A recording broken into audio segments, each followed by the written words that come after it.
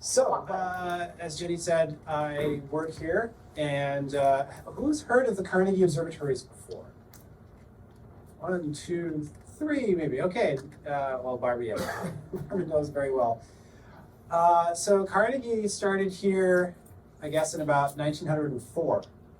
So a long time ago, it arrived when Pasadena was not much more than a bunch of orange groves. And George Ellery Hale was the first director of the Mount Wilson Solar Observatory, as it was called back then, because it started out as an observatory that only looked at the sun. That was what he was mostly interested in. But the site up on Mount Wilson, which you can see from many places down here in the San Gabriel Valley, was a superb site, and much better than the place he came from, which was just outside Chicago. The skies there were not nearly as good as they are here. So Andrew Carnegie was probably one of the richest people ever. He and Rockefeller probably are the tops when you account for inflation and things like that. He gave away almost all of his fortune. So that's why you'll see his name in many places. The Carnegie Mellon, Carnegie Endowment for Peace, Carnegie Hall. All those are separate institutions. We're not all the same thing, but we all got the same money, basically. And George Hale, who was our director, was very good at getting money out of people. And so that's why we ended up here.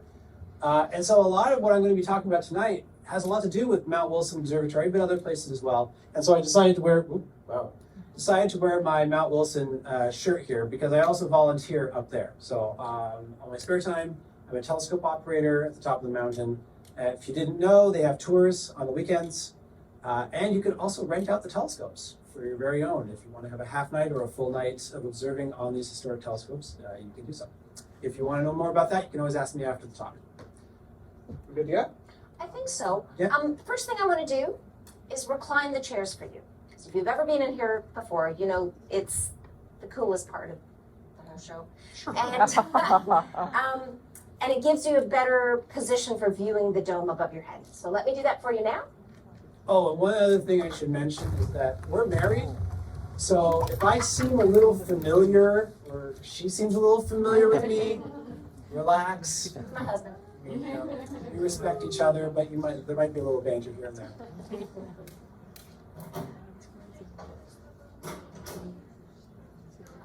All right, now the other question I have for all of you is, did you know that we just recently had a really famous 100th anniversary? Or have you heard of Not him and me. We're not that old. No. Or have you heard of the VAR plate, for instance? Good, excellent. So that you'll have lots to learn tonight, because that's what we're going to talk about tonight. Or, as the title of my talk says, it's the night we discovered the universe in a very real way. And I want to emphasize this was all in your backyard. Okay, this is up on top of Mount Wilson, so you have been living in the place where the universe itself was discovered. Okay, so to start things off, so the first thing I'd say is let's contemplate the universe. Let's turn off the slides and let's just enjoy the night sky. And Jenny, you can describe, when, where, what is this? Okay, so what you're looking at is all of the stars that are actually above your head right now. This is what you would see from Glendale if we didn't have light pollution. This is accurate for the time of night and the day of the year. So I have set the sky for 7:37, which it actually is right now. Oh, we're at 7:38.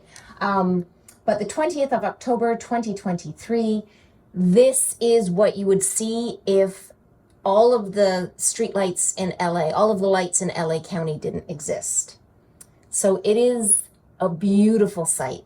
Unfortunately, because of light pollution in the city, this is not what you get to see. If you would like to see something like this, nearby places are Joshua Tree National Park, Death Valley, Mount Pinos, places far from the city's lights are good locations to see this many stars. Yeah, and we're going to point out just a few things so that you can get oriented.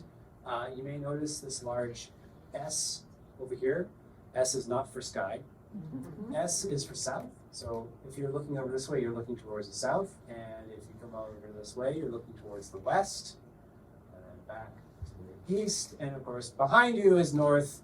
And I can tell you that there's nothing interesting going on in the north. So don't even worry about it. However, what I want you to look at is just where the stars are. And I want you to think in terms of somebody who lived hundreds of years ago. This was a regular sight for them at night, especially if they live far away from cities. And they're trying to make sense of this, trying to figure out what are we looking at. And so there are tons of stories about the night sky, about the constellations and things like that. But the scientists at the time were trying to figure out, what is this? Where do we live? And it's very hard to do. But one thing I want you to look at is, are there any locations in the sky where there might be more stars? And some locations in the sky where there might be fewer stars? Does anyone see that? You can just say yes. Yes. No. Snore if you must. Hopefully you can see that across the sky, and it's very well placed for this time of year, there seems to be just this sort of haze going across. And it's not too uncommon when you go to a dark sky, someone will say, what's that cloud up there? Does anyone know what that is? What it's called? Milky Way, exactly. So for those of us who have been to a nice dark sky, you can see this Milky Way up here. But also, if I just sort of pick a random part of the sky and count up how many stars there are here, I get a certain number. But if I go over here and do the same exercise, make a little circle and count up how many stars are in there, I think you can tell that over here there's fewer stars than up here there's more stars. Is that, people sort of see that? Depends on how good your eyesight is, of course. And so that's the very first thing we started to do. We counted stars. We also named stars. And astronomer literally means we named stars.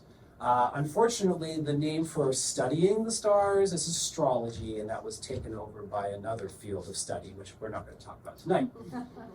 So if we can bring the slides up, what we're really trying to do here is just figure it out. Where did this all come from? And we've been at this for a very long time. It takes us a long time to figure these things out. And part of what I'm going to talk about to you tonight is why. Why does this take so long? So here's the very first kind of idea about what the universe looks like. And this is thanks to the Herschels, William and Carolyn Herschel. And they were using a 19-inch refractor, pretty decent sized telescope for the time. And they were using their eyes. And they were doing exactly what I told you before. You take a part of the sky, count up how many stars there are, take another part of the sky, count up how many stars there are. And they made the assumption that all stars are just spread out evenly in space.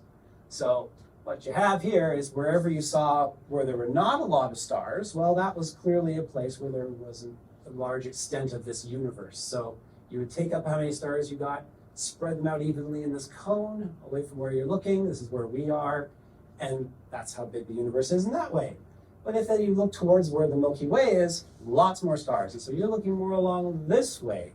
And so clearly the universe must extend further out along that way. And then you get these really interesting things, kind of like a gap. They were some of them called inflections in our universe. Why? Nobody knows. But that's essentially the idea we had. Now, later on, as you get better instruments, you get better techniques. And the next is Jacobus Kapteyn. I don't know if I'm pronouncing his first name correctly, but he took it a step further. He said, well, let's not just assume that all the stars are evenly spread out. Let's say a lot of stars are like the sun, and if I see the stars dimmer, then it must be farther away.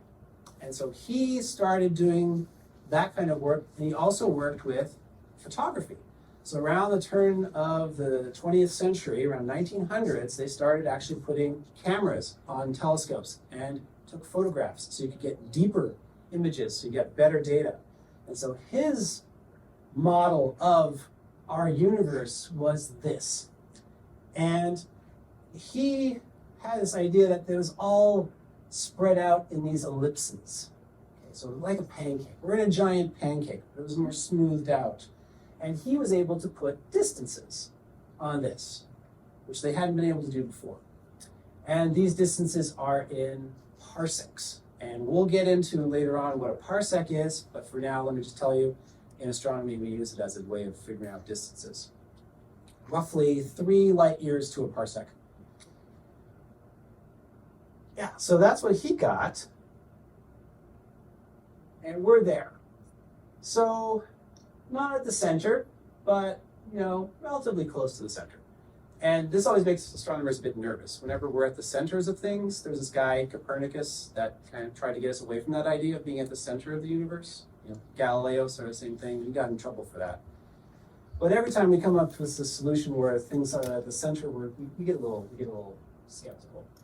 And as I was grabbing this photograph from the original paper, I came across this lovely little quote from Captain, which I'd never seen before, but he says, I have since found that these inflections, those little fingers in the universe, can be avoided without doing very serious violence to the results of the observation. And that's a fantastic quote. I think I'm going to have to use that in my next paper. Because scientists are always, not always, but often guilty of looking at the data and saying, well, the data doesn't quite fit what I believe to be right, so I'm just going to pummel it. Massage the data is what we usually do these days. We use that sort of more genteel term, but he can do it without doing too much serious violence to the data. Well, clearly this was not quite right. And why was it not right? And the reason is because we've got a big problem here, we astronomers. And so here are 2 stars. This is one of my favorite things to show folks at Mount Wilson when we have a night on a telescope. There's a star here, and there's a star there. And would anybody like to wager as to which of those stars is farther away than the other? Or do they look about the same distance to you? It's actually not too obvious here, but if I were to say show of hands, how many people think the left-hand star is the closer star? I can kind of see the hands. We can turn some lights on, see the hands. Okay, and how many people think of the right? Okay, and some of you are asleep, that's fine. Okay, turns out that star is in our Milky Way galaxy, and it's 25,000 light years away. That sounds like a long distance away, and it is. I mean, sizes and distances in astronomy are incredibly huge.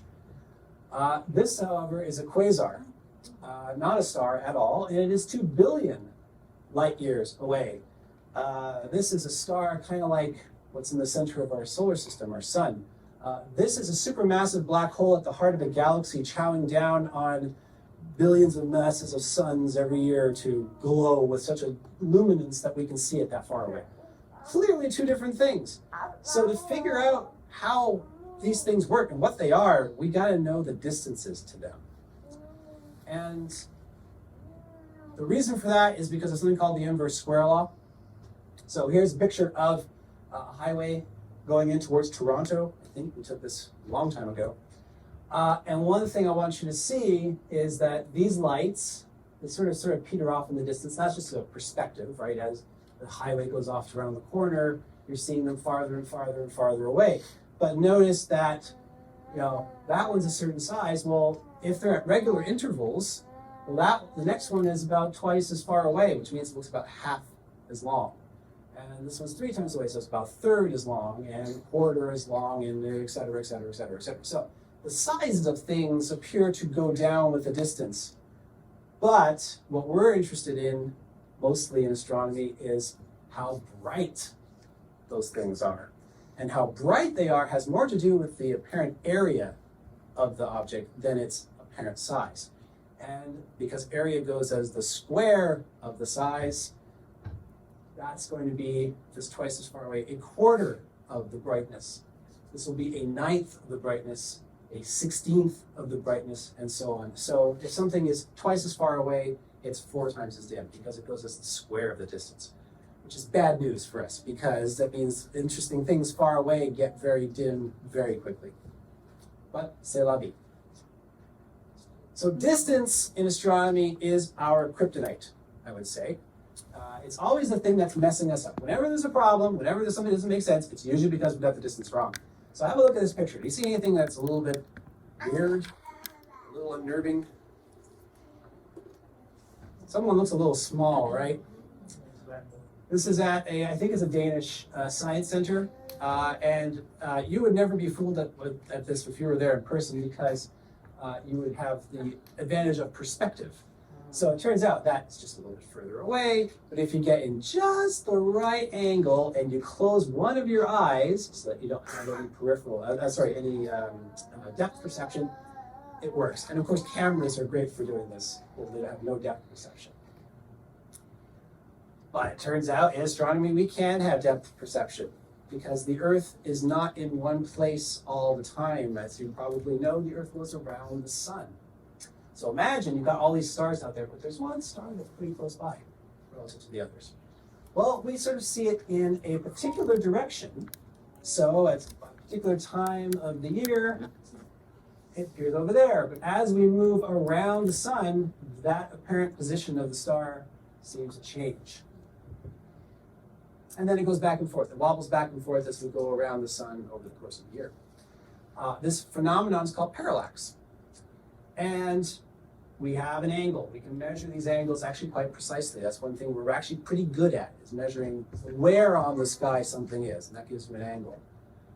And it turns out that if the angle that this makes when the Earth goes around is 1 arc second, and if you've never heard of an arc second, well, it's 1/3,600th of a degree.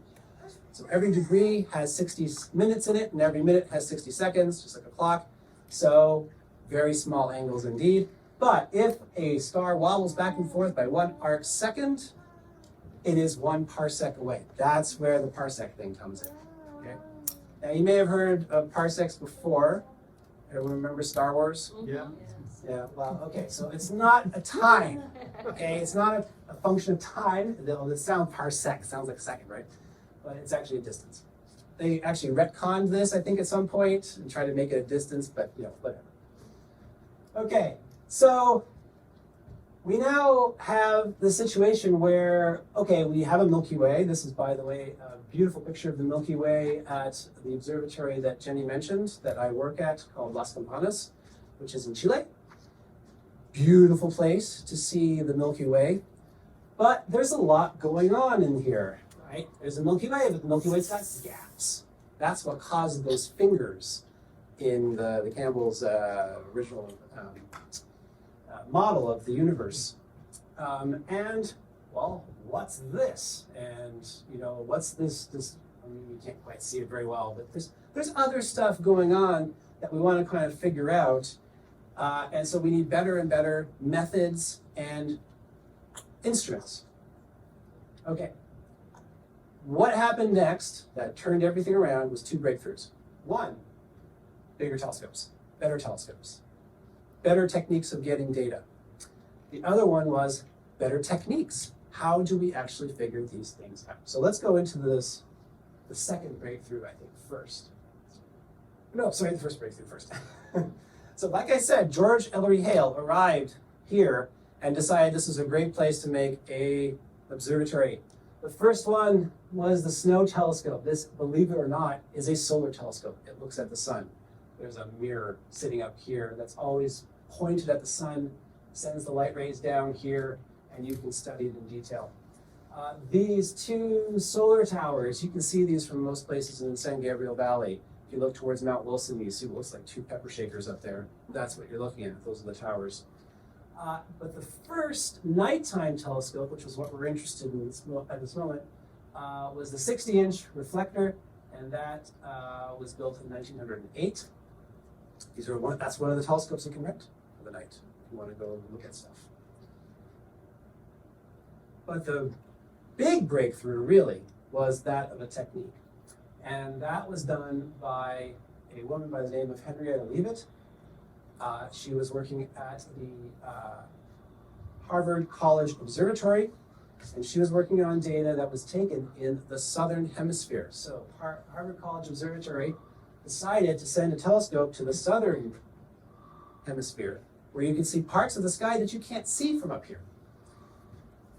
And this is a picture of the Bruce telescope. It's a 24-inch refractor, so very large telescope for the time.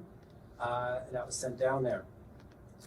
Now, you might think, well, okay, so where's the picture of Henrietta Leavitt sitting in the chair looking through the telescope? Well, unfortunately, she did not ever go down to observe there.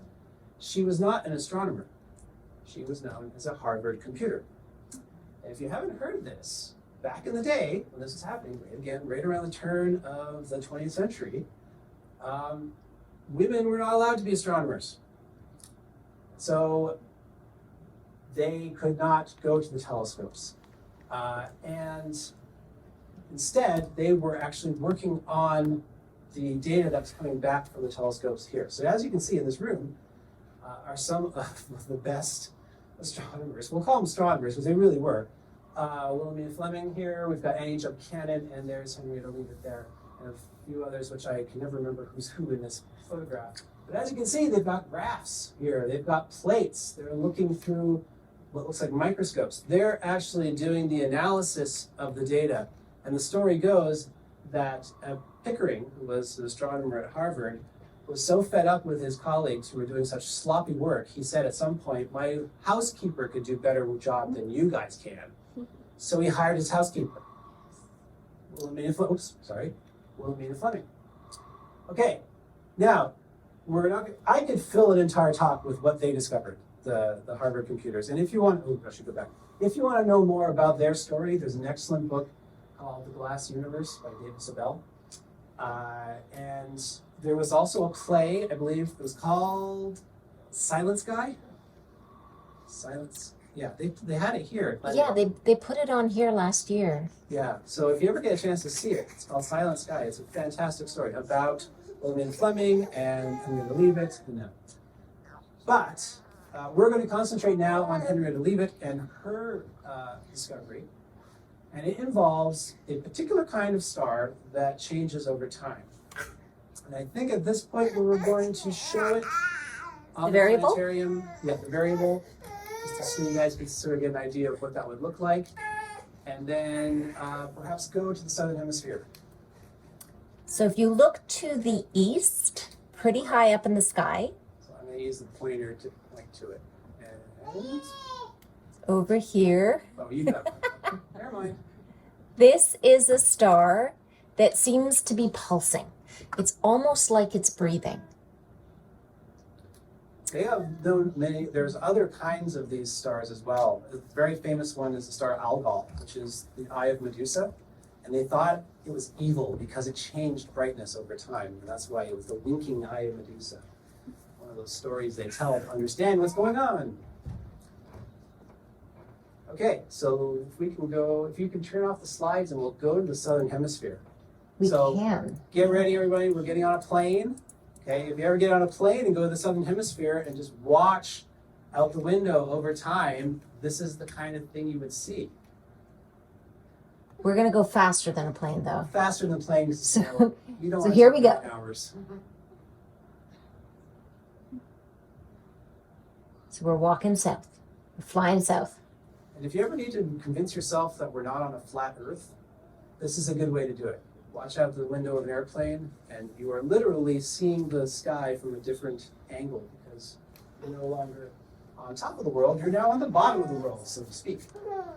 Okay, so as you can probably tell, the Milky Way at this time of night in this particular location, and we're approximately where that telescope that Harvard put in the south is, you can still see Milky Way down here, but you see two little bits that seem to have gotten lost. Right? There's a blob over here and there's a blob over there. You can only see these in the southern hemisphere, and they were noted by a famous explorer named Magellan.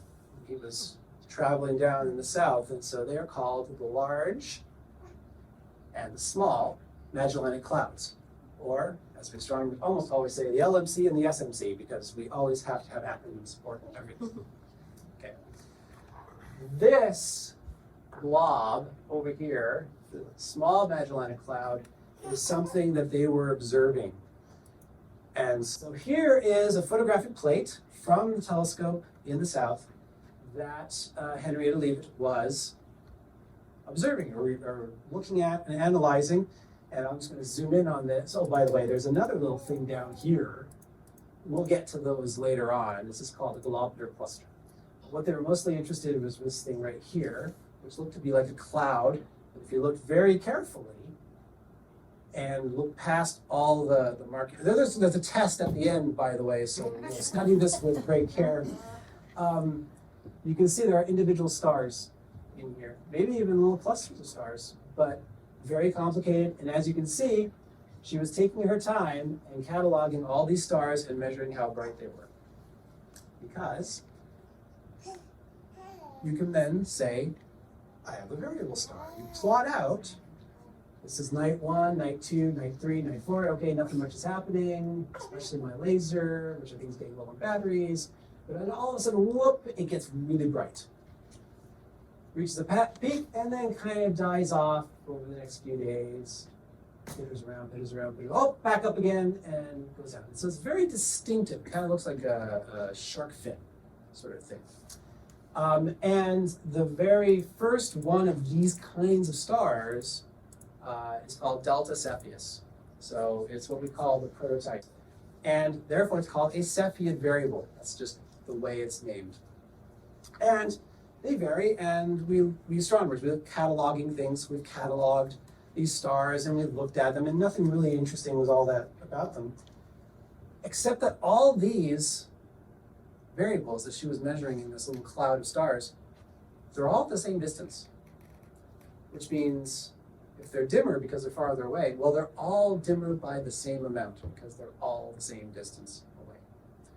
And what she found, the big discovery she made, was if she looked at how long it takes to go from one crest to the next, that's on this axis, and it's the logarithm of that. So you're going from 1 day all the way up to 10 to the 2, that's 100 days. So from 1 day to 100 days. So it's a very wide range for these Cepheid variables. But if you plot that on a log scale and then you plot how bright they look, there is a clear trend between those two things. The reason there's two lines is because she was looking at the maximum of the light and the minimum of the light. This is as bright as it gets and as dim as it gets, and the average is somewhere in here between. And you look at this and you think, okay, well, this is the big deal. The big deal is that you have now a way, if you can measure how long it takes a Cepheid to go from brightest to brightest or dimmest to dimmest, to essentially measure its period, you can use her relationship to figure out how bright it should be. And that's really big because, remember, we had this thing called the inverse square law, which was messing us up because we didn't know if something is far away and dim or if it's close and bright, or close and dim, or whatever. It's confusing. But if you had a way to figure out how bright that first lamppost is, well, I think we do. We know they're all the same brightness. Well, you can measure how dim the ones down there are, and then using the inverse square law, you can figure out how far away they are. You can figure out, well, hey, it's 16 times dimmer. Oh, well, that means it's 4 times farther away. Same thing with these Cepheids. Now you can just measure the periods, and using what we now call the Leavitt law, you can figure out how bright those Cepheids should be. You now go look at how bright they look in your telescope, and you can use the inverse square law to figure out how far away they are. We call them standard candles. And anytime an astronomer discovers a new standard candle, that's big news, because it usually means we now have a new way to figure out how far away things are and try and discombobulate all the different things that we see up there in the universe. Okay, so that's a big breakthrough. We now have a new way of figuring out the distances to things. And these Cepheid variables are bright. They're bright stars, so we can see them from quite a ways away. Now back to this guy. So this is a globular cluster. If you ever have a chance to see the one in a telescope, they essentially look like such a glob of stars. I find they look like the Death Star blowing up in that classic scene from Star Wars. What you're seeing, and you now know, are about 500 million stars, all crammed into a space about only 100 light years across. To give you some perspective, here, where we are, where the sun is, within 100 light years, there's only about 100 stars. So these are incredibly dense, packed clusters of stars. But if you're interested in them, which I love to look at them, turns out there is a season for globular clusters. And so Jenny's now going to show you on the sky where those clusters are. Now, The planetarium I don't think has any built-in pictures of globular clusters, so instead they've given you these symbols. And does the size of do. the symbol mean Hang how? on a second. I'm trying to find some globular clusters. Sagittarius. Sagittarius above the horizon. Yes, it is. Oh, look. Lots. Where all the clusters are. Lots of clusters. And up if there. I bring this one up and scale yeah, it, there you go. make it bigger, Yeah. that's what it looks like. There you go. Little one. I So didn't- they are relatively easy to find. In fact, many of them have what's called a Messier number. And quick little side thing, Messier was another famous astronomer, but he was interested in comets. And the reason he was interested in comets is because when you discover a comet, you get to name it after whoever you like, including rich people. So they give you money. So it's a lucrative thing to find globular clusters. So he was looking for globular clusters, but he kept finding these other faint fuzzy things. And night after night, they didn't move. So he knew they weren't comets. And so he started compiling a list of things he never wanted to look at again. His nuisance list, if you like. Today, we use them as some of the best things to look at in the sky through a telescope. But if you ever hear of M1, M2, M13, M40, those are the objects on his list of do not go there, do not look at these, they're not comets, they're not useful.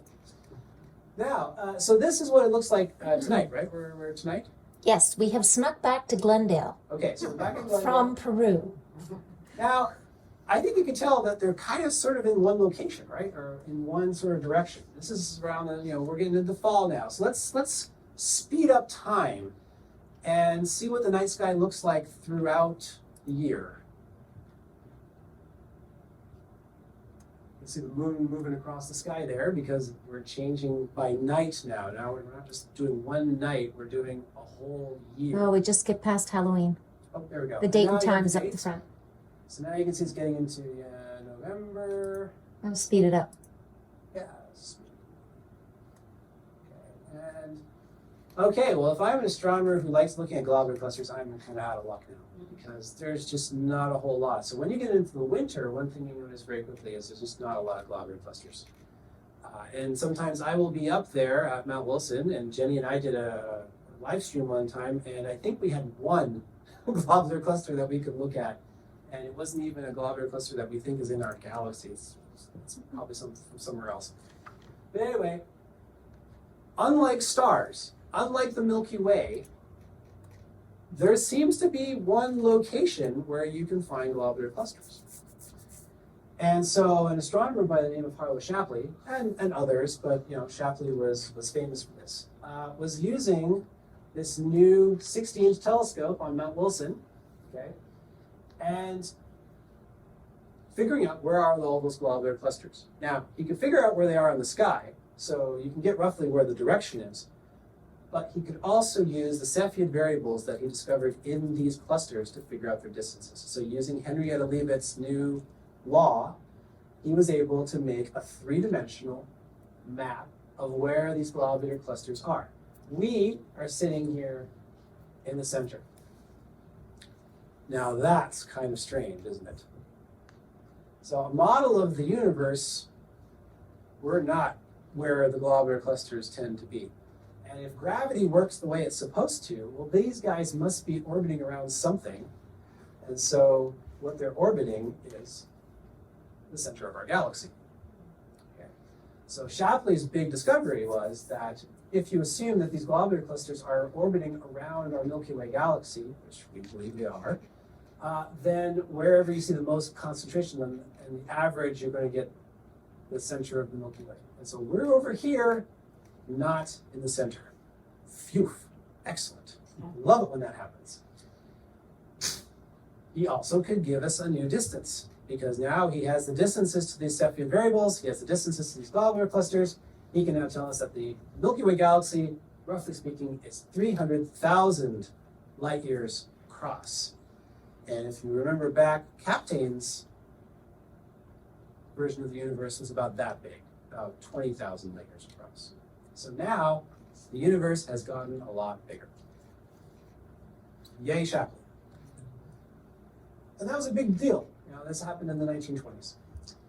Although Kapteyn also published his model in the 1920s. So just to show you that these ideas aren't always immediately accepted by the community at large. Whenever you get a big discovery, it takes time.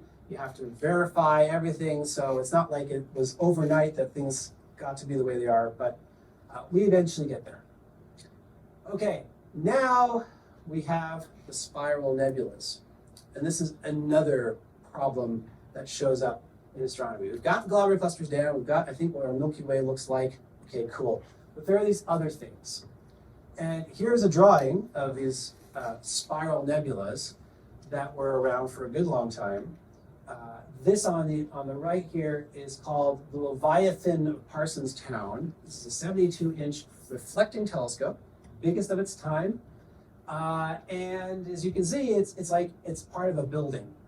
And it could only go one direction, basically north and south, and only by about, that much. So you had a relatively limited amount of space that you could see in the sky, but he did find things, and one of them was this spiral nebula that he drew.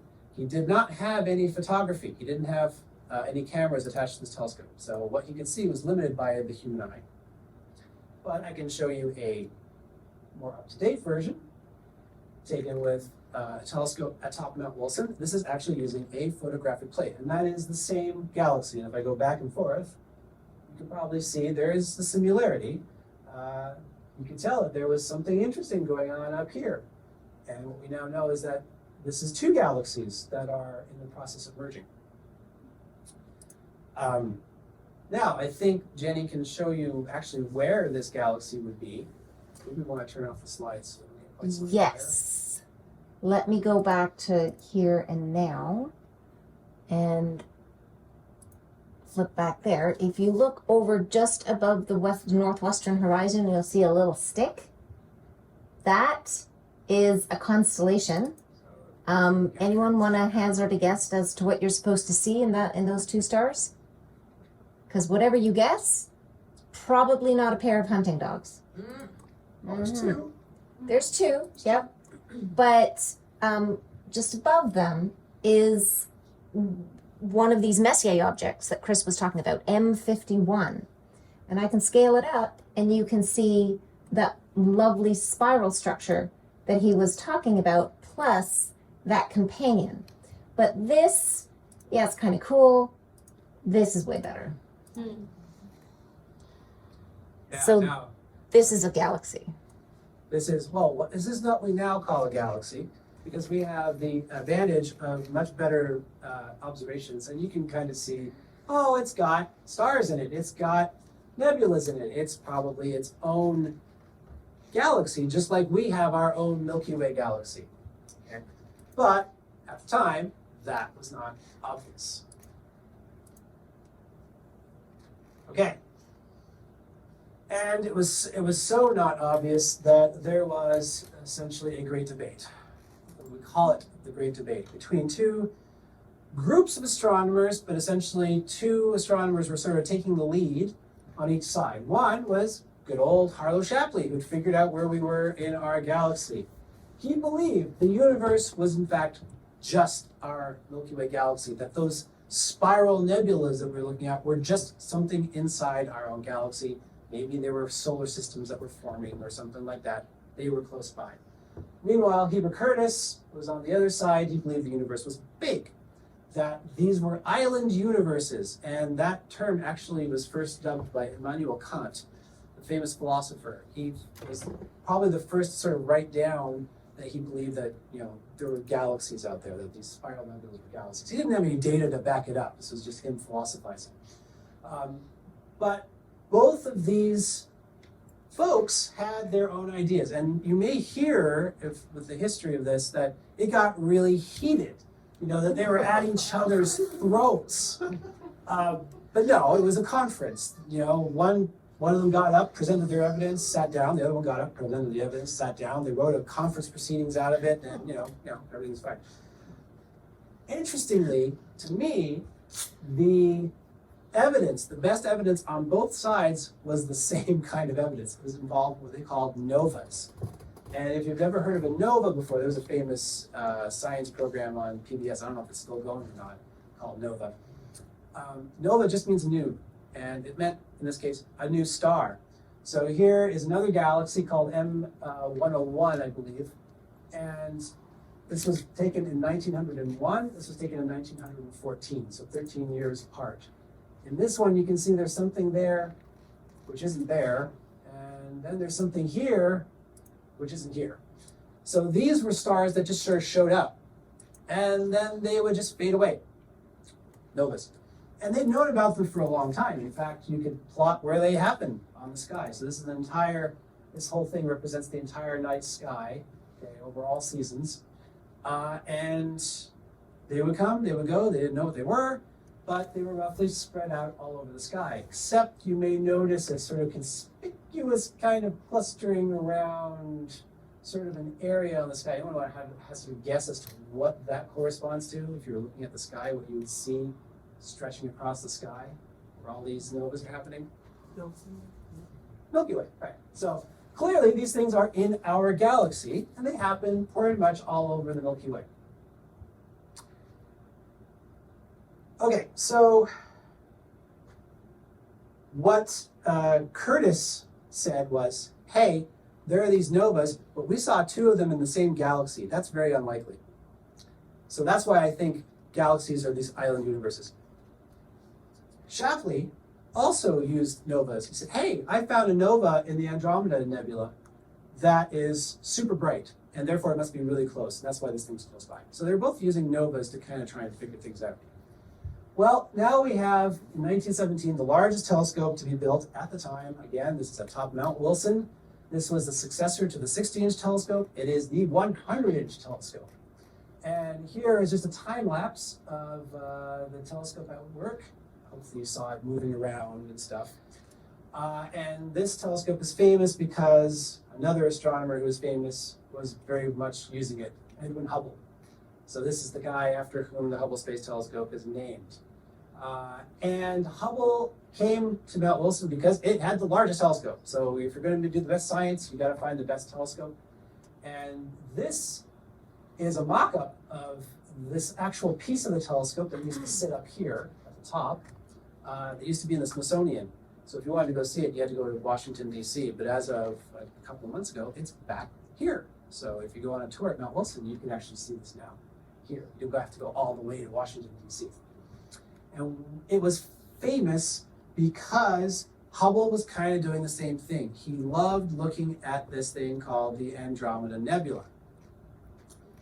So, on the night of October 6th, at 3 a.m. or so, Hubble made a monumentous observation of what we call the Andromeda Nebula at the time. So Jenny's going to show you what that night would kind of look like and where Andromeda would be on the night sky. All right, I got over to 1923, 100 years ago, and it's 3 o'clock in the morning on the morning of the 6th of October, 1923. And if I bring up the kind of stick character for Andromeda in the morning. So this is where Andromeda is at 3 o'clock in the morning. Constellation of Andromeda, named after the Greek character Andromeda. She was the one that was chained to a rock. I'm sure you can see that in the sky with no problems because, yep. But it is within Andromeda, that kind of chunk of the sky, as astronomers think of constellations, that you would find this spiral nebulae, as they called it. And this is the size it really is. It's not been scaled up. You can't see it with your eyes because our eyes are not sensitive enough. But if you had telescopes for eyes, that's how big Andromeda would look. It's about 4 full moons across. So it's absolutely huge on the screen. But I can enlarge it. Yeah, why not? Okay. So this is the object that Hubble was pointing the 100-inch telescope to at this time of night. Okay, I think if you want to fade it out. Now, it turns out you can see the Andromeda Galaxy with the naked eye. You don't even need a telescope. If you're in a dark enough site and you know where to look, and I lost it. I was going to point it out to you and see if you can see it, but there's some. There you go. Okay, right, great. So there's this star, and this star. These are relatively easy to see, even if it's not all that dark. And right here is where the galaxy is, and I'm going to take my laser away, and you're going to see if you can actually tell it's there. It's a little smudge. Kind of a fuzzy blob. Depending on how good your eyesight is, you may or may not see it. You can see it. And if you need, try averted vision. So if you look at that star, you may catch it out of the corner of your eye. It's the blob.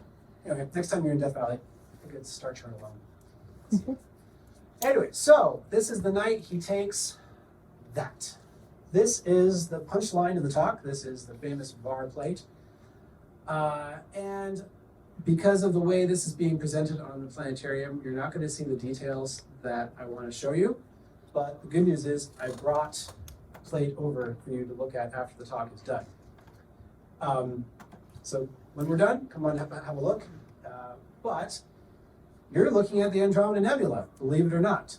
And just to give it to you in context, here's the full Andromeda. I'm going to rotate it around a little bit to get the right orientation.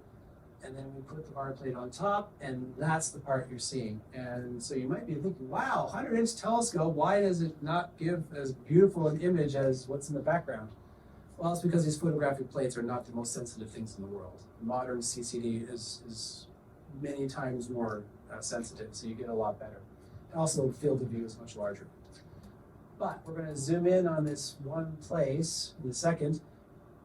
You'll notice that he has these little things and ends. And there's the date, of course. 3 ends. And again, those are novas. These are stars that appeared. And so his interest here was that, hey, I've got 3 novas. Not just separated by 13 years like that other galaxy, all in the same night. It's very unlikely that you would find 3 novas in that one part of the sky unless this is its own island universe with its own stars and its own novas. So that's the kind of argument folks were making. But then something interesting happened. That nova went away, like all novas do, and it came back. And then it went away, and it came back, went away, and it came back. So very excitedly, he comes back later on, crosses out the end, and writes in VAR exclamation mark. Now what do you think VAR stands for? Variable. Variable. What do you think? What kind of variable do you think it is? I have to think back to the beginning of the talk. So I know it's a long time ago. You might not remember. But anyway, Cepheid variable. So he follows the brightness of this thing as long as he can, as much as he can, plots it out just like the way Henrietta Leavitt did, and sure enough, finds it is a Cepheid variable. And you can't see it. I blew it up, and on my screen I can see it, but here you can't because the screen doesn't quite do it. But again, if you look, come up to the plate afterwards, have a look with a magnifying glass, you can see it. Now, think about this for a sec. These are photographic plates, just like Henrietta Leavitt was looking at. This is the largest telescope in the world, much larger than the one Harvard was using, and it's barely visible. That means either this is some kind of other weird Cepheid variable that's very dim, or it's just very, very far away. So as soon as he realized it was a Cepheid variable, he must have known this thing is far, far, far away. Now, later on, you find more of these in the galaxy, find more Cepheids. You use Leavitt's law, you do a better analysis, and then you discover that the distance to this Andromeda Nebula is 2.5 million light years away. So if you remember, the size of the Milky Way at the time they were doing this was about 300,000 light years. This thing's 2.5 million light years away. Definitely not in our galaxy. Definitely something farther away. The universe is a lot bigger than you thought, or at least half the stars. So that settled the debate. Debate was over. These things, these spiral nebulas, these are in fact galaxies, and that's what we call them now. And let me do that again. Just to show you how dramatic this is, let's imagine that this thing, this Andromeda Nebula, was inside our galaxy. Let's put it at the edge of our Milky Way galaxy. How bright would that Cepheid have been? It would have been that bright. rather than what you see before you. So completely visible, completely obvious, but not. It's much farther away. And you can take the Hubble Space Telescope and go back and look at it. So Hubble did Hubble. And there it is. We call it M31 var1, or M31 v1, the first variable. And you can probably tell that from this day, that one's actually quite brighter than that. And so we keep on trying to refine the distances as best we can, better techniques, better telescopes, we can see farther away, better understanding of how Cepheid variables work. And it has led us to the conclusion that the universe is huge, big. That's one galaxy. There's trillions of them out there. And in fact, I think, well, one last slide. This is the latest, from the James Webb Space Telescope, not the latest image from the Webb, one of the first ones they sent out. But everything on there practically is a galaxy. So the universe is entirely full of them. But that's just one little part of the sky, and I think Jenny's going to show you just how many galaxies there are, and she will end the evening with a zoom out. Yes. So the image that was just shown is what you can see of the galaxies from the perspective of the Earth. But here in the planetarium, we can show you slightly different perspectives. So the first thing I want to do is launch off the Earth. Get ready. Everyone took a deep breath. Whew. And now we're going to start moving away.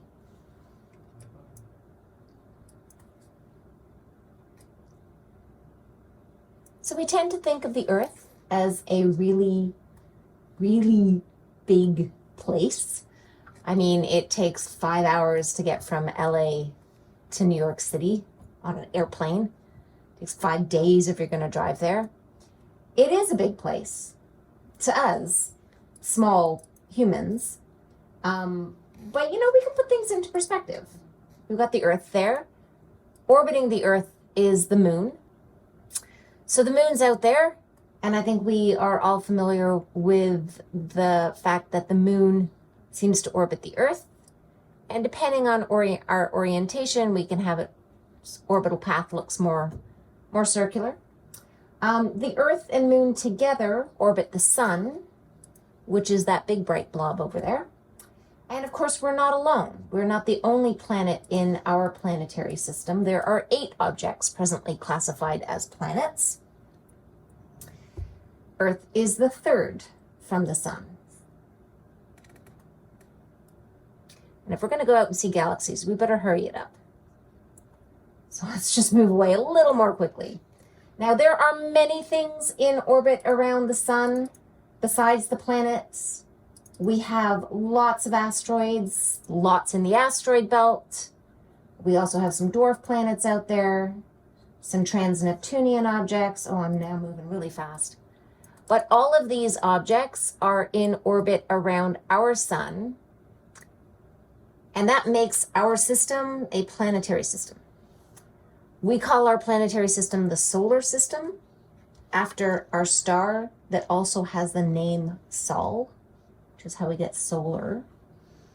But our solar system is not the only planetary system in our neighborhood within our galaxy. So you can still see the Milky Way out there. If I bring on if I show you all of the stars that have planets orbiting them that humans have discovered to date, that would be the stars that are circled in blue here. And you can see there's a chunk of sky over here that looks like there are a lot of circles overlapping. The size of the circle depends on how far that planetary system is from our present location. And we've looked at a lot of things close to our sun, but the Kepler Space Telescope looked at the same part of the sky for a decade. And they saw a lot of planetary systems. All of those are within a little tiny region within our galaxy. So this, that's kind of flipping over your head right now, is not a photograph of the Milky Way. This is a three-dimensional map that a team of astronomers took 2 years to create. So if you look out into space, you can see stars and you can see nebulae. And depending on which direction you're looking, up, down, left, right, you can see different things. And then, of course, you can determine distances in part using these Cepheid variables. And you can, if you have enough time, develop a three-dimensional map like that team of astronomers did. This is the best map we have to date of our Milky Way galaxy. But as Chris pointed out, we are not the only galaxy in the universe. Looking at some others. We got the Milky Way, see an edge on. I can bring up the galaxies of the local group. This is the Large Magellanic Cloud, the Small Magellanic Cloud. The little one you saw here was Sagittarius Dwarf Galaxy. In fact, there are many, many more that you can't see because they're too small and faint. And they seem to be like going all over the place. But these are the 90 galaxies of our local group. And I'll turn off the name tags. And then you should be able to see the Andromeda Galaxy, the Triangulum Galaxy, and the Milky Way, which are the largest three. And it looks like we're lost in intergalactic space. But let me bring on another map. There are many, many maps of galaxies that astronomers see out there in the universe. So if you're only looking at a map of Southern California, you're never going to see New York City. If you want to see New York City on a map, you got to look at the whole country. So depending on which map I turn on here, we can see some galaxies or more galaxies. And if you look, galaxies tend to cluster together, and we've just flown past a cluster here. But I got more. I have more and more galaxies I can keep turning on. And then my big data set of galaxies, which is the Sloan Digital Sky Survey. Yeah, that takes a little while to load because it's a big data set. This shows approximately 2 million galaxies and quasars that have been seen, observed, identified, cataloged to date.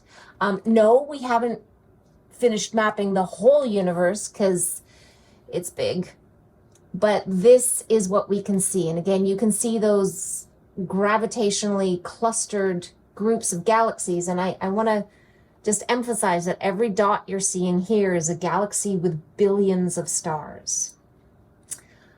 There are an estimated 10 trillion galaxies in our universe. Each galaxy with billions of stars. And astronomers are fairly sure that most stars have planets.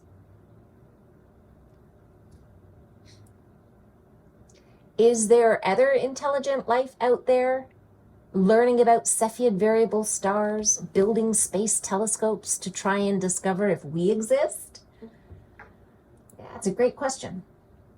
No idea. There's no other Edwin Hubble. He's one of a kind. Yes.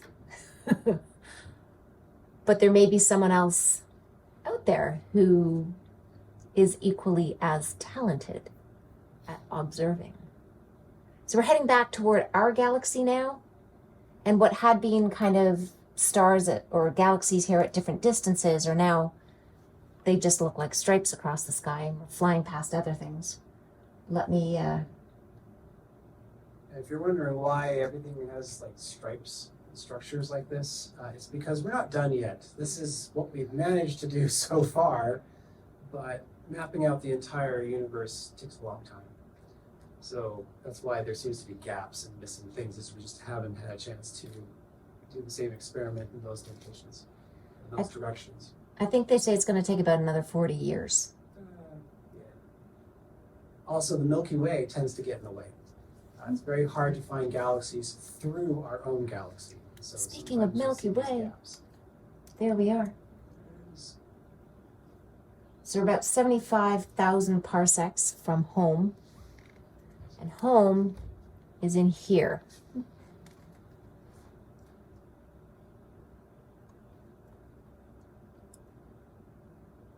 really are just a bunch of stars. Wow.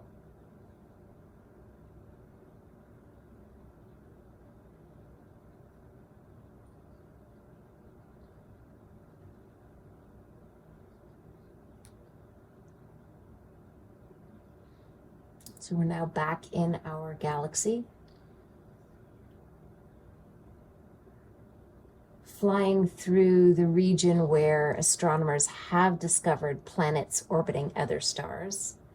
We're about 30 light years from the sun, and hopefully sooner or later the name tag for the sun is going to pop up. I think that might be the sun. You really know your way around the universe. Yep, there we are. I've done this a time or two. I'm actually going to turn off some of the galaxies because it's a little bit bright and distracting.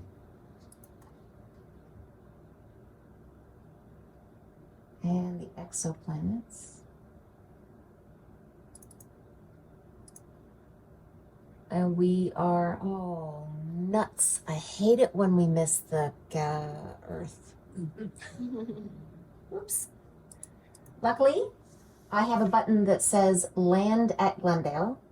I am also going to do something else because we're still at, we're still in 1923. So I want to get back to now. And then I'm going to land on Earth.